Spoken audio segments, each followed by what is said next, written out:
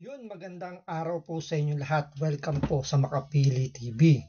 So, mukhang malapit na pong matuloy ang impeachment laban kay Vice President Sara Duterte dahil nanumpa na po bilang presiding judge si Chis Escudero. Pero, bago po natin talakayin yan, ano ba yung mga kinukonsindera muna ni Chis Escudero? Bakit naantala yung pagpapa-impeach kay Vice President Sara Duterte? So dito tatalakayin natin ano ba yung kumbaga ano ba yung napakalaking issue tungkol dyan sa impeachment. Unang-una dyan yung jurisdiction at yung salitang forthwith. So ito, paniliwanag di ba? Ano ba yung kung bakit ito yung naging dahilan kung bakit humaba po yung pagtalakay o yung bakit hindi kagad masimulan kagad yung impeachment ni Vice President Sara Duterte. So ito, panoorin po natin. Ito, pag-usapan natin ano ba nangyayari dyan sa impeachment kasi ang balita natin sila, napuyat daw itong mga ito. Sa paulit-ulit na pagtatalo, pagdating po sa salitang forthwith, lintik na forthwith dyan. Ba't ba kasi nilagay yan dyan? Ported na yan Ang weirdo nga kasi alam nyo, dalawa kasing issue dito sa impeachment. Una, yung sinasabi nilang forthwith ay dapat daw agad-agad ang ibig sabihin nun. Ibig sabihin, once natanggap ng Senado, ay dapat din pong dinggin na kagad. Ibig sabihin, dapat maging impeachment court na kagad sila. Ang paliwanag naman ng iba dyan, ang ibig sabihin ng forthwith ay hindi naman ibig sabihin agad-agad. Ang ibig sabihin daw ng forthwith ay kung isusunod na kagad dun sa agenda ng Senado. Ibig sabihin, kung meron na nakalinya, hindi pwedeng suplakin yun, tanggalin yun, tapos bigla ipapasok tong impeachment court kagad. Kasi nga, kung sinasabing gusto kagad ng batas na maging korte kagad ang Senado pagpasa ng impeachment complaint, abay dapat ang nilagay daw, salita niya doon sa konstitusyon, ay immediately. Kaya lang, yan yung isang napakagandang punto na sinabi ni Chis Escudero bago siya manumpa bilang presiding judge. Kasi nga yung forthwith na laging sinasabi ng mga gusto nang matuloy yung impeachment, dapat daw agad-agad. Pero sabi nga ni Escudero, bakit nung panahon na isinampa o ipinasa yung impeachment complaint, yung unang-una, bakit yun inupuan kagad ng Secretary General ng Kongreso? Diba? December ipinasa yung first 3 impeachment complaint. Pero kailan lang dinala yun sa House of kay Tambaluslos, o parang hindi pa nga yun inaksyon ng kagad ni Tambaluslos, kumbaga hindi nakarating sa opisina ni House Speaker. Ano ba yung inaksyon ng kagad ng Kongreso? Di ba yung pang-apat, which is yung botohan, yung pagpapapirma sa mga congressman, na controversial din kasi nga sinasabi nga na sa mga pumirmang congressman, meron silang makukuwang 150 million. So yun po yung naging chismis. Hindi man natin makukonfirm yun, pero may mga congressman nagsasabi nga, yung nga daw yung naging guarantee na makukuha ng mga congressman kapag sila pumirma. Ngayon, doon sa batas o sa rules ng Kongreso, nakalagay doon immediately, which is kapareho lang naman ng meaning ng forthwith kung titingnan po ninyo sa Google. Ngayon, ang pagkakaiba lang, doon sa Kongreso, yung immediately, may time frame na once yan na ipinasa, kailangan within 10 days, umakyat kagad sa opisina ng House Speaker. After nun, is didiretso sa Committee on Justice ng Kongreso. So, hindi yun nangyari. Pero immediately yun, may time frame pa. Pero doon sa forthwith na rules na nakalagay sa Senado, wala namang time frame na nakalagay kung kailan dapat simulan yung impeachment.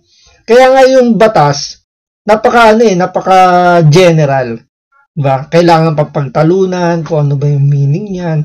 So, wala talaga specific na meaning kung ano ba talaga yung ibig sabihin ng fourth wheel. Kaya nga pinagtatalunan pa ngayon ng mga abogado.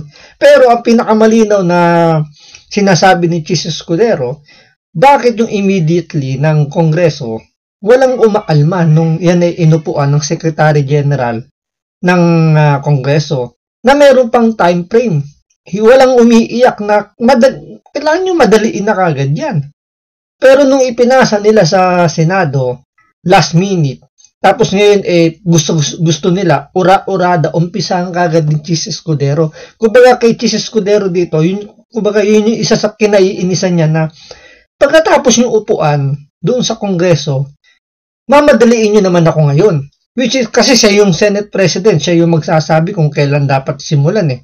So, ang feeling niya rito, inuutusan na siya ng Kongreso na madaliin yung impeachment. Which is, hindi niya ginawa yun kasi, take note po re-electionist po si Chis Escudero pagdating ng 2028. Na alam niya na once na siya, kumbaga pag yan minadali niya, in favor or pabor sa gusto ma-impeach si Vice President Sara Duterte, pwedeng yan na yung pwedeng maging kumbaga yung career niya bilang senador, yung kanyang pangarap, di ba? Pwedeng masagasaan kapag siya nagdesisyon na umpisahan kaagad yung impeachment. Kaya tumagal yung kanyang yung binigay niyang time frame para simulan yung impeachment. Kaya yung isa sa mga dahilan kung bakit tumaba yung itong impeachment issue na to is dahil doon sa fourth wheel. Ngayon, ito naman yung susunod. Kaya lang hindi nga immediately. Fourth wheel nga eh. So, yun ang argumento. Pangalawa, ang pangalawang argumento naman dyan na ngayon, nagkakaproblema sila. Kasi nga, tila may isa pang issue yung kung ito po bang pag tinanggap o pag ginawang o nag-convene ang 19th Congress to Impeachment Court. The question is, pwede bang itawid yan from the 19th Congress to the 20th Congress? Sinasabi ng iba, pwede daw, pero sabi naman ng mga Batikan sa konstitusyon, hindi daw pwede kasi nga daw lahat ng pangyayari that during the 19th Congress mag-i-end dyan tapos bago na sa 20th Congress. So, hindi daw pwede. Okay? So, kaya nga ngayon, minamadali na nila. Tapusin daw yung impeachment bago mag-June 30. Tapos, nagagalit naman yung mga nagpapasa ng impeachment, yung mga nagpupush ng impeachment. Alam nyo, ito naobserba ko lang. Naobserba ko lang na itong impeachment. Pero doon muna tayo sa sinasabi ni Banat Bay na kung tama bang maitawid from 19th to 20th Congress.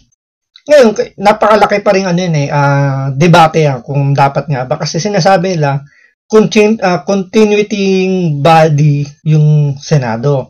So, kung ano man yung mga nabinbin, pwedeng ituloy.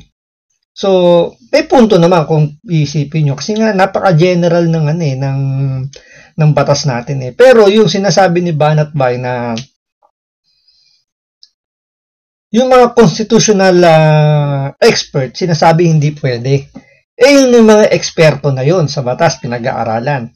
Pero yung mga gusto ng matuloy, yung impeachment na sinasabi, pwedeng itawid yan, mga mambabatas lang yun. Yung gumagawa ng batas. Hindi naman talaga nila pinag-aaralan yung batas. Pero, nagmamarunong sila na pwede. Pero, ang isa sa pinaka-example na sabihin nating gamitin para hindi pwedeng itawid yun, yung ginawa ng Quadcom o Tricom na yun, yung pagpapa-contempt sa mga pulis, especially yung kay Grijaldo, di ba? So, tinapos na nila yung committee hearing ng Quadcom, tinapos na nila. So, matatapos na rin yung 19th Congress.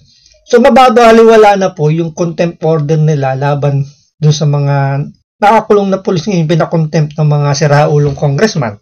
So, doon pa lang makikita natin na hindi pwede. Kumbaga matatapos na yung usapin ninyo doon sa 19th Congress at hindi na pwede itawid sa 20th Congress. Kasi nga doon, pinalaya na nila yung mga pinakulong ng mga siraulong congressman. Diba?